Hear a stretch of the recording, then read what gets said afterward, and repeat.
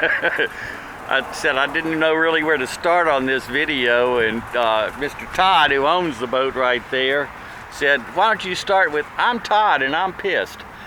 I just bought this motor. That was what he said. Todd, turn the key and let's get this first part. Okay. This flywheel has 94 teeth. The one that's supposed to be on here has 92 teeth. So that's why it's making so much noise. Up underneath there, there's a magnet that's broken off, and part of it was around here somewhere. I'm not quite sure where it is. But anyway, these are the wrong spark plugs. The flywheel's wrong. Starter's not engaging.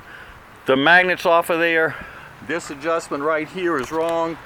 This nut is loose, which that should not be. It was only firing on 2 cylinders. Excuse me, it was only firing on 1 cylinder.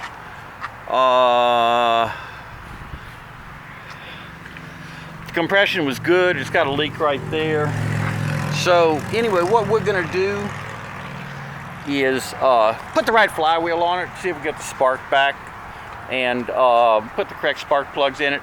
Oh, here's his gas. The guy that put the motor on failed to mix fuel and oil.